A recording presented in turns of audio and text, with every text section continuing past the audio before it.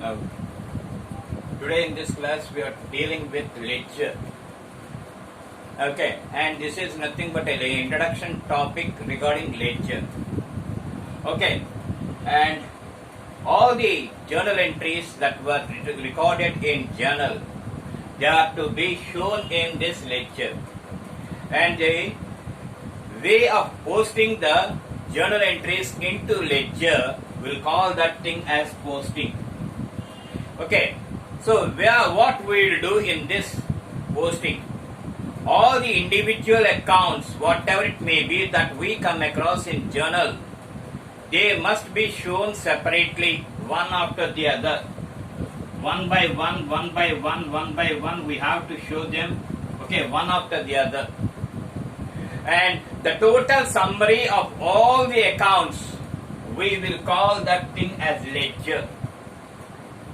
Okay, and after posting of all the journal entries into ledger, we have to balance all the accounts. That is, we have to total the debit side amounts as well as the credit side amounts, and we have to total that, and all the totals, that is whichever side it is more, all the totals, the higher totals, they must be recorded on the other side. For example, when we take into account this thing, okay, this is debit side and this is credit side. Okay, when the total of debit side, when it is more, and when the total of credit side, when it is less, what we have to do is, whatever it may be, the total that is more, you have to show that in a straight line. You should not go for up and down. And after doing that, you have to draw two lines, and that two lines, it indicates that the account is closed. Okay, now when the debit side is more and when the credit side is less, we have to write by balance carried down. Okay, on the lesser side, we have to show by balance carried down with that difference amount. And this by balance carried down, for the next day or for the next month or for the next year, it will become the opening balance, like to balance brought down. Like that, it will appear on the other side. Okay, according to the double entry system, according to the double entry rule, every debit will have a corresponding credit and every credit will have a corresponding debit. So this carried down amount, it came on the credit side. So we have to show that, okay, on the debit side for the next day, for the next month or for the next year. This is how you have to prepare the account. The account will be in the form of T shape, and already I told you that it will be in the form of English alphabet T, and the left hand side portion we will call that thing as debit side, and the right hand side portion we will call that thing as credit side. Like this, all the accounts are to be balanced. Thereby, we'll come to know whether they show a debit balance or a credit balance, along with the carried down and brought down balances. Don't forget that. You have to go for carried down balances as well as opening brought down balances. Some accounts will show credit balance. That is, the balance brought down will appear on the credit side. Some accounts will show debit balances. That means they will appear, the brought down balances will appear on the debit side. So whatever it may be, you have to take the balances and you have to show them on the respective side. And once for all, when all the accounts are prepared one after the other, and when all the accounts are balanced, okay, we can be in a position to go further. That is, for a further statement known as trial balance.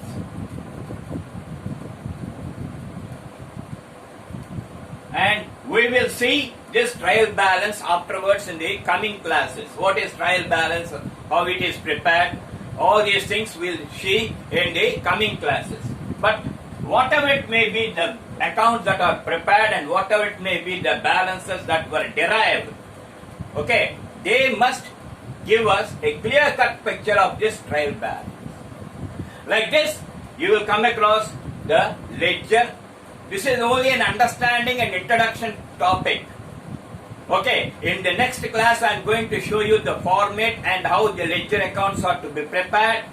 All these things. One thing you have to keep it in mind is, if you are thorough with this subject, if you are thorough with preparing of journal entries, you can go for ledger accounts, preparation of ledger accounts. When you are not that much thorough, first of all, the thing is, you have to prepare the journal entries. Thereby you can be in a position to know how many accounts will come across, whether 2 accounts will come or whether 3 accounts will come, you will come to understand. Then only you can go for ledger accounts. And as it is a starting stage, compulsory preparation of journal entries must be taken into account. Thereby you can come to know how many accounts will come across. And suppose if one account it is repeating again and again, there is no necessity for you to prepare so many accounts of that. For example, cash account, it is started with first one and gradually it is continuing like that until the last date. Then there is no necessity for you to show every time the cash account. Only one cash account is enough, and all the items they must be recorded either in debit side or in credit side. This is how you will come across about ledger accounts. Now going to Telugu.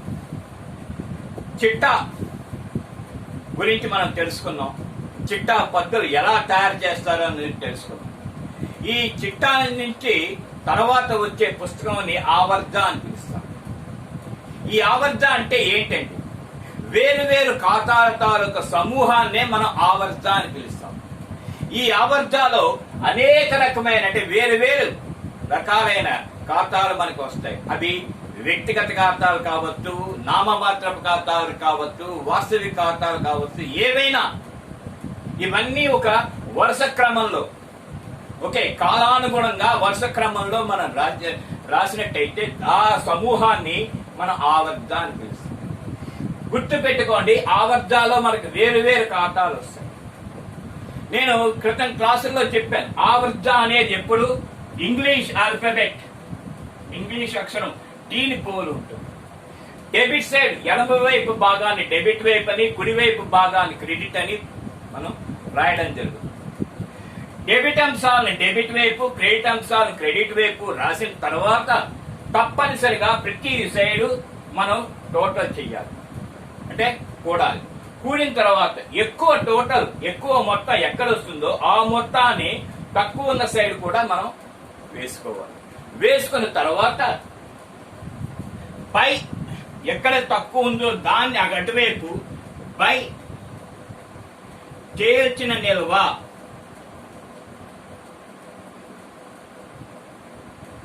చేర్చిన నిల్వ అని రాయాలి. అంటే ఆ వ్యత్యాసాన్ని చేర్చినాము, ఇంత మొత్తం తక్కువ ఉంది అందుకని ఆ ఇంత మొత్తాన్ని మనం తీసుకురావడంతో ఆ మొత్తం రెండు సరిసమానం అయ్యాయి, రెండు వైపులా సరిసమానం అయ్యాయని మనకి అర్థం అవుతుంది. మనకే కాదు, ఎవరికైనా అర్థం అవుతుంది. ఇప్పుడు ఈ చేయించిన నిల్వని తర్వాత రోజు కానీ, తర్వాత నెలలో కానీ, తర్వాత సంవత్సరంలో కానీ తెచ్చిన నిల్వ,